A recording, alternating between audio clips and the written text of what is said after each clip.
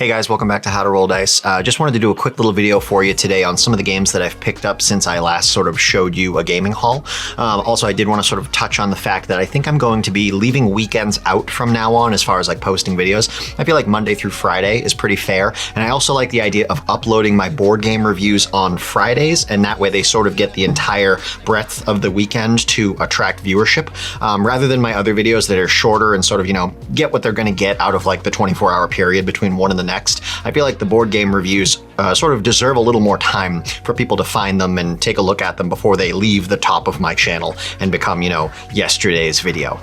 So I'll probably be posting my game reviews on Fridays if I can sort of get into that sort of trend, if I can figure out a pattern to make that happen as far as my filming schedule goes. And then I'll do these sort of like quick little daily dive videos Monday, Tuesday, Wednesday, Thursday, and leave Saturday, Sunday open so I can just hang out, relax, and spend time with friends and family, because that's important. So games that I've picked up at a local gaming store, I picked up Marikybo.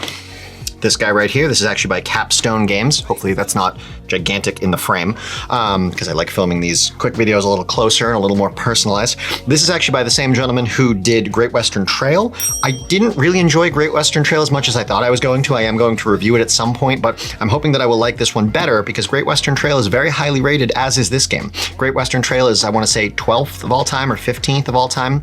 This is 41st of all time, so both top 50 games, one of them a top 20 game. It just, I didn't really care for it. I've played it 2 or 3 times now, and I really just haven't gotten a feel for it as far as like what makes it so spectacular. But this one seems really interesting. This one is actually basically you're playing as, I believe it's Dutch islanders sailing into the Caribbean islands in the US, or islands that seem like the Caribbean islands in the US, and you're attempting to set up trade ports and sort of, I guess, confiscate / colonize different regions of the islands in order to take advantage of the natural resources and whatnot. So a little bit of a dark twist, or a little bit of a dark tinge to our past, but seems like a really fun and sort of complex German-style board game. So there's that. Then while I was at Captain Con, I was, I guess, gifted this game right here. This is Conquest. It's not really a game. It's more of an expansion box of miniatures for a tabletop miniatures game called Conquest by a company called Parabellum. They actually had a whole booth there. It was one of the main sponsors, or they were one of the main sponsors of Captain Con this year. Don't really know anything about this game other than I have a few friends that are really, really interested in picking it up. If you do want to see the actual models, that's them right there. Hopefully that looks okay to you guys. This probably isn't anything I'm going to put any money into, but free miniatures are free miniatures, As a hobby, it's free stuff to build and paint and put on a shelf, so that's pretty cool. If you could play a game with what's in this box, I would try it, but I'm certainly not going to add to it because I don't really think that miniature games, tabletop miniature war games, are going to be a huge part of my life going forward, at least until my kids get old enough to maybe be interested in them, and maybe that'll pull me back into it. A lot of my friends still love it. I wish I could still love it as much as I once did, but it's such a time sink. In a good way, but like you have to have the time to play the games, to stay on top of like current meta and gameplay mechanics and new models and building and painting models and fitting in 2 to 3 hour matches.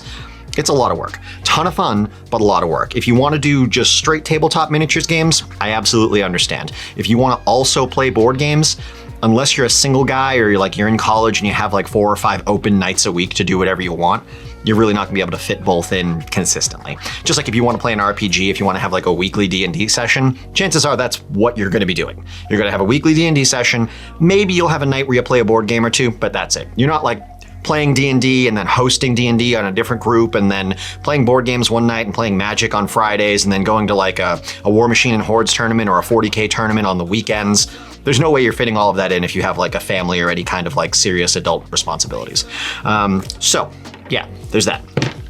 Then also at Captain Con, I actually purchased this sort of like deluxe edition of Mouse Cheese Cat Cucumber, which is, I want to say, the second newest game by Fight in a Box, which is Seppi, our favorite guy at Captain Con every single year. Was really happy to pick this up. Wanted to pick it up last year or the last Captain Con, but didn't actually have the opportunity to. So grabbed it here, and I grabbed the deluxe edition because I like buying deluxe editions of games from creators that I really like. It's got these nice, thick, sort of like resin tiles, as opposed to the regular cardboard tiles that you would get, and it's in this really nice drawstring bag with the logo for the game on the front of it there. If you guys haven't yet, go check out Seppi and his stuff, Fight in a Box Games. He's a great guy, fabulous guy, and not to talk too much on a personal note, but it seems like he had a really, really tough year. And he's doing good, but it's a great time to go and support an awesome, creator. So that's that. And then just today, actually, I was at Target and I picked up these two games. This is Trails. This is actually by Keymaster Games. This is by the same creator and producer as Parks, which we absolutely love. This is sort of just like a different variant on the same kind of game. It's not an expansion to Parks. I thought it was, but then when I looked into it, it's not. So when I saw it at the store today, I was like, might as well pick that up. I liked the other one. Maybe I'll like this one. Just a different spin on the same kind of game. The one thing that I noticed when I immediately opened it up, because I just showed you guys this yesterday, it does not have the spectacular organization that Parks has. It's just kind of a, it's just a box, but that's fine. It's a very small game, so I wouldn't expect that level of quality to be put into the storage sort of capacity of the game. But there's Trails here, excited to give that a try. And then there's Arboretum, which is actually by Renegade Game Studios, one of my sort of go-to, I pretty much trust whatever they put out game studios. And this is a card game. I believe this is a trick-taking card game for 2 to 4 players that has to do with planting and sort of maintaining various types of trees. If it's not obvious, this is about hiking and trails, I believe, in the US, because it's sort of part of the 59 Parks series here, where everything is designed to be super realistic and actually represent different national parks that you can visit in the US. This is kind of your typical like medieval fantasy tabletop miniatures war game. And then this is actually sort of a puzzle maze game where players are taking on the roles of different sort of characters in this crazy world of mouse, cheese, cat, cucumber. And there are different rules. It's almost like a rock, paper, scissors system where like this character can interact this way, but that trumps this character's interaction, except that character's action trumps this character's interactions. It's this really fun system. We got to demo it last year and it was a lot of fun, but I didn't get to pick up a copy. So now I have. Those are my games that I've picked up recently. I shouldn't bang things down on the table when I'm making these videos because you guys are currently on a very small Gorilla tripod on my gaming table. So when I do this, you actually move, and I should learn to not do that. Normally you're on a tripod like 10 feet away, so I don't have to worry about stuff like that.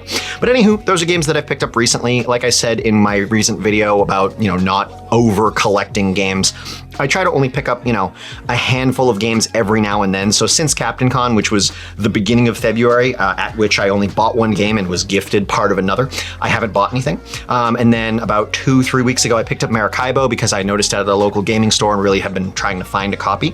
And then today, because we're going on a road trip soon, we're going to Disney World next month, I wanted to be able to bring some new, interesting small box games. And so I grabbed Trails and Arboretum.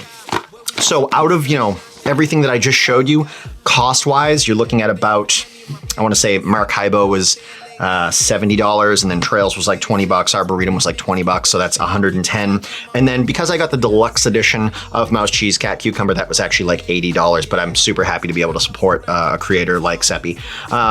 So altogether here, you're looking at like $200 worth of games, and that's probably everything that I'll buy through like April. And then in April, it's my birthday, so I'll probably get gifted a game or two, so no reason to buy anything there. And then we're getting relatively close to Gen Con in end of July, beginning of August, so maybe I'll pick up a game or two between then and there. So we're talking about like a window of half the year where I've only spent about $200 on games, which isn't a lot when you factor in that some games cost around $100 each.